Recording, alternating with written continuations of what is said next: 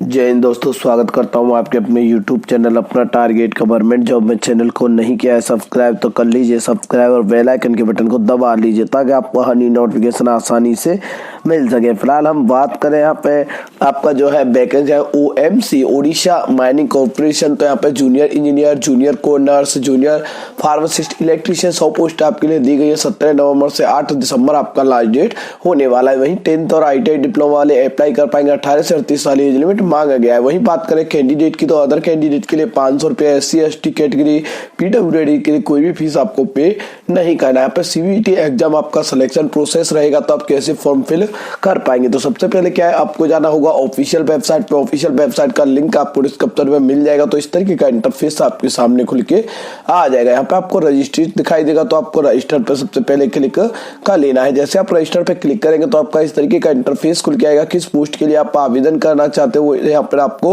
डाल देना है। वही आपको पूछता है एप्लीकेंट नेम, तो वो आपको डाल देना है। एंड नीचे आपको दिखाई देगा आपका मोबाइल नंबर, तो आपको मोबाइल नंबर डाल देना है। एंड कंफर्म मोबाइल नंबर करना है। वही आपको दिखाई देगा ईमेल आईडी, तो ईमेल आईडी डाल देना है। एंड कंफर्म ईमेल कर देना है। उसके बाद आपको यहाँ पर दिखाई देगा आपका अल्टरनेटिव नंबर कोई अवेलेबल है तो आप डाल सकते हैं, अन्यथा खाली छोड़ देंगे। जनरेट OTP कर देगा तो आपके मोबाइल और ईमेल पर OTP आ जाएगा। OTP डालने के बाद वेरीफाई करना होगा। वही डिक्लेरेशन आपको क्लिक कर लेना है। क्लिक करने के बाद कैप्चा कोड डालना है। एंड अब आपको रीवेरीफाई कर लेना है। रीवेरीफाई में आपका नाम है, मोबाइल नंबर, ईमेल आईडी, ये सारी चीज वेरीफाई करने के बाद आपको सबमिट कर देना है। जैसे आप सबमिट बटन पर क्लिक करेंगे, जैसे आपने रजिस्टर किया है तो आपके मोबाइल और ईमेल पर आईडी पासवर्ड आ जाएंगे। यहाँ पे आपको गो टू एप्लीकेशन पे कर लेना है। आप अगर मोबाइल से फिल कर रहे हैं तो आपको डेस्कटॉप मोड में करना होगा। डेस्कटॉप मोड में करेंगे तभी आप फॉर्म फिल कर पाएंगे, अन्यथा आप अपना फॉर्म जो है नहीं भर पाएंगे। तो आपको डेस्कटॉप मोड में करने के बाद ही आप अपना एप्लीकेशन फॉर्म फिल करेंगे। यहाँ पे आपको नीचे कर लेना है, स्क्रॉल नीचे करेंगे तो यहाँ पे पूछता है आपको जेंडर मेल है तो मेल, फीमेल है तो फीमेल। वही आपका डेट ऑफ बर्थ है तो आपको डेट ऑफ बर्थ में ईयर है, मंथ है एंड आपका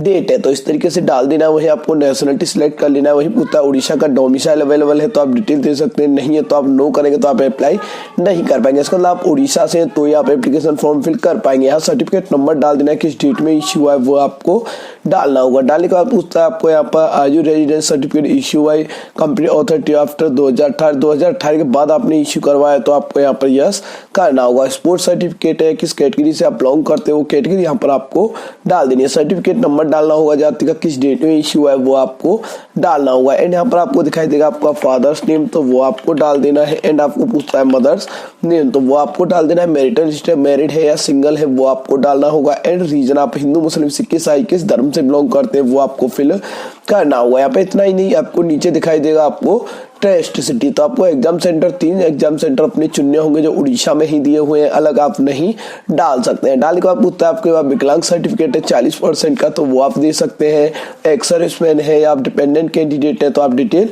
दे सकते हैं। उसके बाद आपको क्या है, सेव एंड नेक्स्ट पे क्लिक कर देना है। जैसे आप सेव एंड नेक्स्ट पे क्लिक करेंगे उसके बाद आता है आपका करस्पॉन्डिंग एड्रेस। तो आपको देखिए एड्रेस में क्या है, आपको सबसे पहले अपना हाउस नंबर क्या है, गली नंबर क्या है, ठीक है, आपका विलेज कौन सा है वो आपको डालना होगा। डालने के बाद आपका कंट्री कौन सा है वो कंट्री आपको यहाँ पर डाल देनी है। डालने के बाद आपको नीचे दिखाई देगा किस राज्य से आप बिलोंग करते हैं वो राज्य डालना होगा। एंड किस डिस्ट्रिक्ट से बिलोंग करते हैं तो वो आपको डाल देना है। आपके एरिया का पिन कोड क्या है वो आपको डाल देना है। डालने के बाद पूछता है परमानेंट एंड प्रेजेंट एड्रेस जो है आपको अलग अलग है तो आप अलग अलग भी डाल सकते हैं, एक ही है तो आप सेम पोजीशन में ही डाल सकते हैं। डालने के बाद आपको वही विलेज, पोस्ट, सारी चीज जो है सेम ही, अगर सेम है तो सेम फिल कर सकते हैं, अलग अलग है तो आप अलग अलग भी फिल कर सकते हैं। तो आपको देखिए यहाँ पे कोई भी गलती नहीं करना है। एड्रेस डिटेल में आप गलती करेंगे तो आपका वेरिफिकेशन थोड़ा प्रॉब्लम में आता है। किस राज्य से आप बिलोंग करते हैं, किस डिस्ट्रिक्ट से करते हैं, वही आपके एरिया का पिन कोड क्या है तो वो आपको डाल देना है। एंड सेव एंड नेक्स्ट पे क्लिक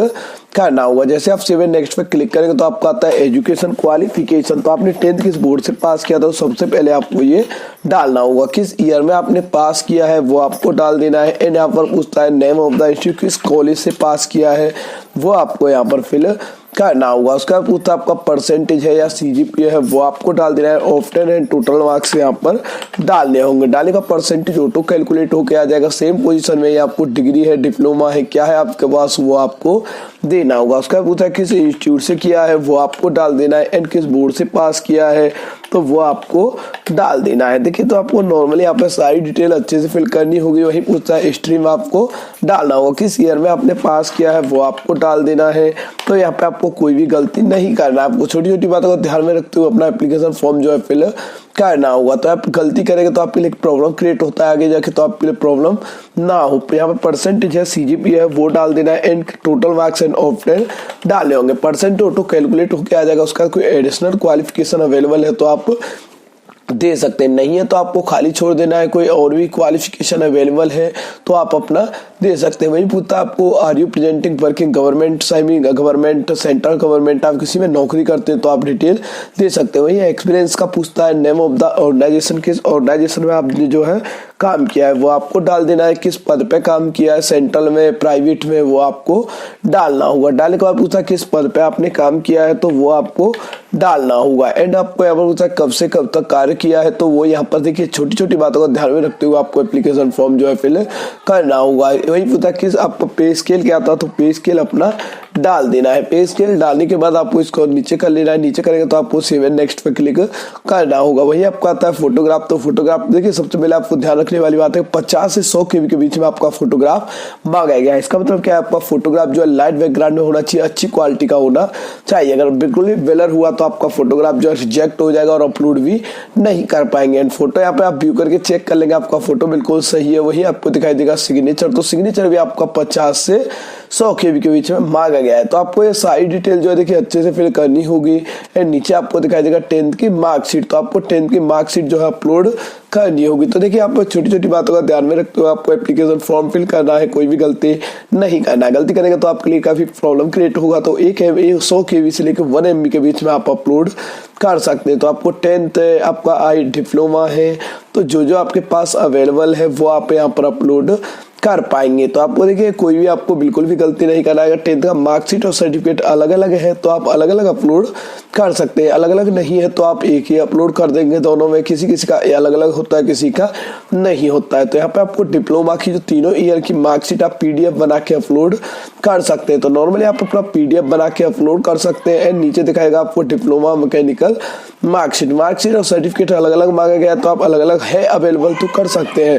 देखिए आप बार बार एक ही बात पूछते हैं कि यहाँ पे क्या अलग अलग कर सकते हैं, हमारे पास अलग अलग नहीं है, आप एक ही है तो आप एक ही अपलोड कर सकते हैं। वो लास्ट में आप वेरिफिकेशन टाइम पे दिखा देंगे। वही आपको पूछता है वैलिड रेजिडेंस है आपके पास, मूल्यवास अवेलेबल है तो आप मूल्यवास यहाँ पर डाल देंगे। डालने के बाद आपको नीचे दिखाई देगा आपका कास्ट सर्टिफिकेट, तो आपका कास्ट सर्टिफिकेट जो है यहाँ पर आपको अपलोड कर देना है। सारे डॉक्यूमेंट्स अपलोड हो जाएंगे, उसके बाद आपको नीचे करना होगा। इसको नीचे करेंगे यहाँ पे आपको डिक्लेरेशन दिखाई देंगे। तो इतनी सारे डिक्लेरेशन जो दिखाई दे रहे हैं वो सारे आपको क्लियर करने होंगे। यहाँ पे आपको कैप्चा कोड दिखाई दे रहा है तो वो कैप्चा कोड डाल देना है। कैप्चा कोड डालने के बाद आपको क्या है यहाँ पर प्रीव्यू करके एक बार चेक कर लेंगे कि आपने कोई गलती तो नहीं है। अगर गलती है तो आप चेंजेस कर सकते हैं, अन्यथा आपको क्या यहाँ पर सबमिट पे क्लिक करना होगा। यहाँ पे आपको सबमिट कर देना है। आप देखिए सिग्नेचर और आपको फोटोग्राफ सारी चीज जो है व्यू कर करके एक बार चेक कर लीजिए। अगर गलती हो गई तो आप इसमें फिर चेंजेस नहीं कर पाएंगे और आपके लिए काफी प्रॉब्लम हो जाएगा। यहाँ पे आपका पेमेंट के लिए ऑप्शन खुल के आ जाएगा। SC ST से तो आपको कोई भी पेमेंट नहीं करना है। आशा करता हूं आपको वीडियो काफी पसंद आएगा और आपके लिए काफी हेल्पफुल